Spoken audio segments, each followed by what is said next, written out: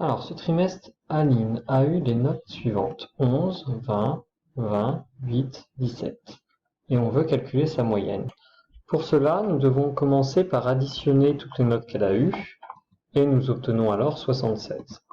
Ensuite, ce résultat, nous allons le diviser par le nombre de notes qu'elle a obtenues. Ici, il y a 5 notes, donc nous allons diviser 76 par 5, et on trouve 15,2. Sa moyenne est alors 15,2.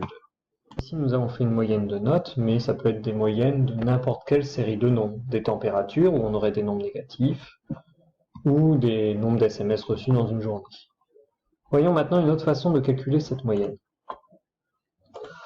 Par exemple, on peut calculer en utilisant une fraction. Comme la fraction c'est une division, on écrit 11 plus 20 plus 20 plus 8 plus 17 divisé par 5, et on obtient le résultat en une fois.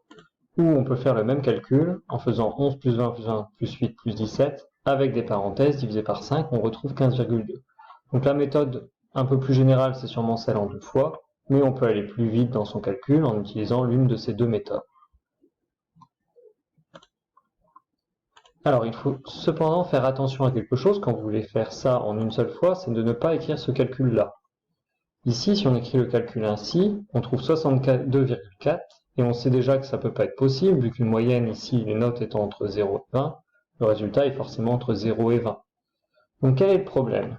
Le problème, c'est ce 17 divisé par 5. Ici, on voulait tout additionner et diviser ensuite, mais à cause des priorités opératoires, la priorité c'est de faire la division, et en fait on ne divise que le 17 par 5. Donc bien faire attention, si vous voulez le faire en une fois en utilisant la division, de mettre des parenthèses. Le problème ne se pose pas avec la fraction parce qu'il y a priorité au numérateur. Pour terminer, nous allons revoir rapidement ensemble la méthode. Vous commencez par additionner toutes les valeurs de la série, et ensuite vous comptez combien il y avait de valeurs et vous divisez votre résultat précédent par le nombre de valeurs. Je vous laisse à présent prendre la feuille d'exercice.